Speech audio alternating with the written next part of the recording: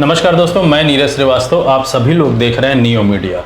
महाराष्ट्र का इलेक्शन दिन प्रतिदिन बड़े दिलचस्प मोड़ पर आकर खड़ा है। 288 सीटों वाली विधानसभा में 146 सीटें जिस पार्टी को मिल जाएगी वो पूर्ण बहुमत में होगी और उसी पार्टी का उम्मीदवार सीएम पद पर बैठेगा।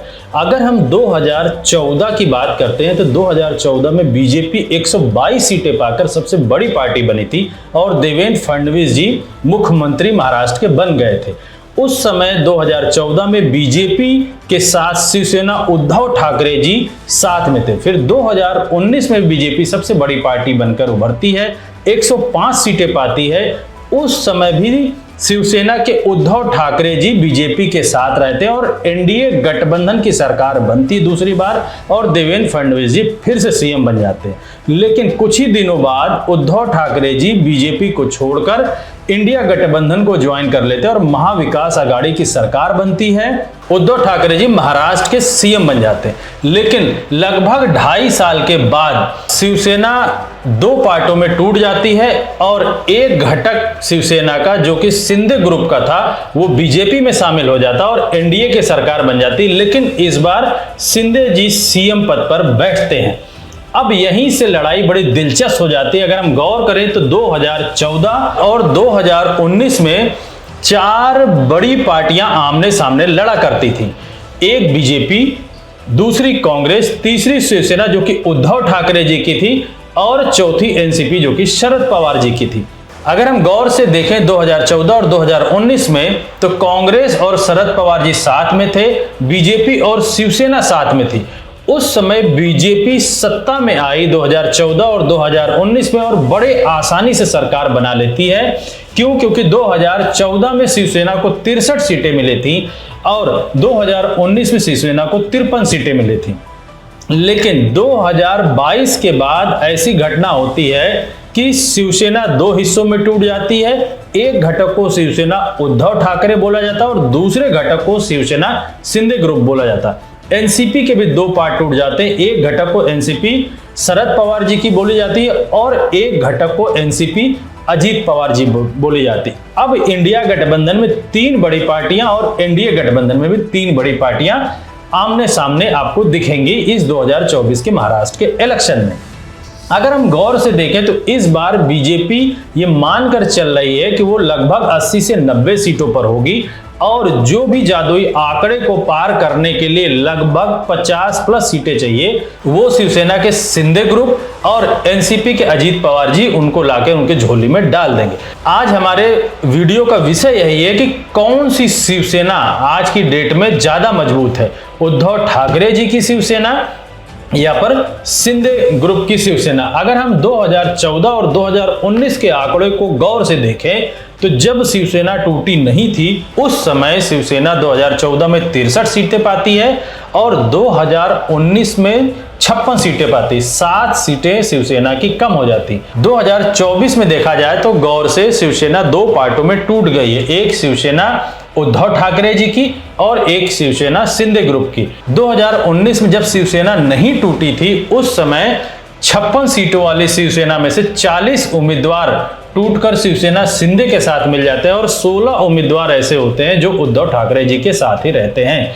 अब लेकिन 2024 के इलेक्शन में शिवसेना उद्धव ठाकरे जी लगभग 90 सीटों पर लड़ रहे हैं और शिवसेना शिंदे ग्रुप लगभग 80+ सीटों पर लड़ रहा है। शिवसेना उद्धव ठाकरे जी मानकर चल रहे हैं कि 2014 और 2016 में शिवसेना को वोट मिला था, इस वजह से इस बार फिर उनको वोट मिलेगा और 90 सीटों पर लड़ने की वजह भी यही है ताकि वो लगभग 50 सीटें जीत सके।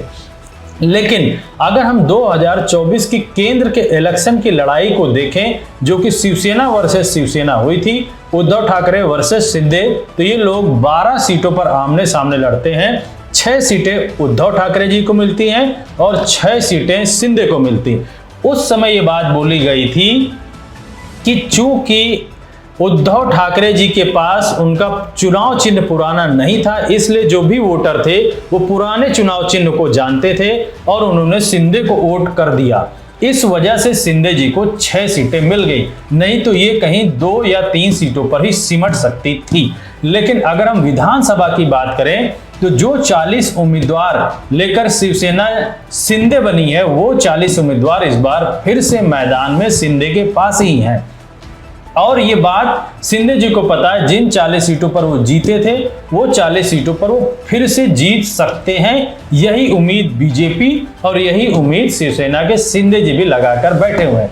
लेकिन अगर हम गौर से देखें परिस्थितियों को आज, तो जिस समय शिवसेना शिंदे बनी थी, उस समय उद्धव ठाकरे की जी के पास ना तो चुनाव चिन्ह था, ना उनके पास सत्ता थी, और ना उस तरीके का इंफ्रास्ट्रक्चर था कि कोई भी गवर्नमेंट बॉडी उनको सपोर्ट करे। उसके बाद भी केंद्र की लड़ाई के आमने सामने में शिवसेना शिंदे से 6 सीटें झटक लेते हैं, और समय भी बहुत कम था आम जनता को समझने के लिए कि उद्धव ठाकरे जी का चुनाव चिन्ह क्या है और किस चुनाव चिन्ह पर वो लड़ेंगे। लेकिन विगत 2024 के इलेक्शन के बाद अगर हम पूरे महाराष्ट्र की स्थिति को देखें और उन सीटों को जरूर देखें जिन सीटों पर उद्धव ठाकरे जी लड़ना चाहते हैं, जो उद्धव ठाकरे जी की शिवसेना 90 सीटों पर लड़ रही है और शिवसेना शिंदे जी की जो 80 प्लस सीटों पर लड़ रही है, उनमें से 50 सीटें ऐसी हैं, 50 प्लस सीटें, जिनमें ये दोनों पार्टियां आमने सामने खड़ी हैं। अगर हम गौर से देखें तो आज महाराष्ट्र की जनता को ये बहुत अच्छे से पता चल चुका है कि उद्धव ठाकरे जी अलग पार्टी हैं और उनका चुनाव चिन्ह क्या है। शिवसेना की शिंदे जी की पार्टी अलग लड़ रही है और उनका चुनाव चिन्ह क्या है। आज शिवसेना शिंदे के साथ बीजेपी खड़ी है और उद्धव ठाकरे जी के साथ इंडिया गठबंधन में कांग्रेस और एनसीपी के शरद पवार जी खड़े हैं। यह दो लोग उद्धव ठाकरे जी के लिए पॉजिटिव कैटालिस्ट की तरह काम कर रहे हैं और उद्धव ठाकरे जी की लोकप्रियता महाराष्ट्र में पार्टी टूटने के बाद, नए चुनाव चिन्ह के बाद भी कम नहीं हुई है। अगर हम 2024 के केंद्र के इलेक्शन को ध्यान से देखें, जब शिवसेना वर्सेस शिवसेना 12 सीटों पर हुई थी, तो 6 सीटों पर शिवसेना उद्धव ठाकरे जी जीते थे, 6 पर शिंदे जी जीते। लेकिन जिन 6 सीटों पर शिंदे जी जीत हासिल किए, वो 6 सीटें बहुत बड़े मार्जिन से नहीं जीती गई। लगभग उसमें 3 सीटें ऐसी हैं जो लो मार्जिन पे जीती गई हैं। अगर गौर से इन्हीं आंकड़ों को समझने की कोशिश करें, उद्धव ठाकरे जी जिन 90 सीटों पर आज लड़ रहे हैं, उन 90 सीटों पर पीछे से कहीं ना कहीं कांग्रेस और एनसीपी का बहुत बड़ा सपोर्ट है और उनके जितने भी वोटर हैं, वो अगर हम विगत 2-3 इलेक्शंस को ध्यान में देखें तो उनके सारे वोटर्स शिफ्ट आसानी से हो जाते हैं। जबकि जिन 80 प्लस सीटों पर शिवसेना के शिंदे ग्रुप लड़ रही है, उस शिंदे ग्रुप के साथ खड़ी बीजेपी और एनसीपी के अजीत पवार आपस में सामंजस्य अच्छे ना होने के कारण शिवसेना शिंदे ग्रुप के लोगों को वो सपोर्ट नहीं मिल पा रहा जो उद्धव ठाकरे को इंडिया गठबंधन कांग्रेस और शरद पवार की एनसीपी को मिल रहा है। अगर हम गौर से इस बात को ध्यान भी दें कि बीजेपी लगभग 148 सीटों पर लड़ रही है और ये दिमाग में बैठा कर लड़ रही है कि उसका सीएम उम्मीदवार देवेंद्र फडणवीस है, ना कि शिंदे जी हैं। ये बात शिंदे ग्रुप के प्रत्याशियों के साथ साथ जो उनके वोटर हैं उनको भी पता है। यही बात जो है शिंदे जी को उद्धव ठाकरे जी के सामने कमजोर करती। अगर 3 से 4% वोटर शिवसेना के जो शिंदे ग्रुप के हैं, वो ये कहीं दिमाग में बैठा लेते हैं कि बीजेपी का ही सीएम बनेगा, शिंदे जी नहीं बनेंगे, तो इससे बढ़िया शिवसेना का ही सीएम बने और वो उद्धव ठाकरे की ओर शिफ्ट हो जाते हैं, तो ये मान के चलिए कि उद्धव ठाकरे 90 में से 60 सीटें जीत रहे हैं। अगर ये 60 सीट उद्धव ठाकरे जी जीत जाते हैं तो ये मान के चलिए इंडिया गठबंधन की सरकार बन जाएगी। आने वाले समय में देखना बड़ा दिलचस्प होगा कि महाराष्ट्र की राजनीति कैसे कैसे करवटें बदलती। मेरे चैनल की पूरी निगाहें इस पर बनी हुई है। मैं अपने सारे दर्शकों से बोलता हूं, चैनल को सब्सक्राइब करें, शेयर करें। धन्यवाद।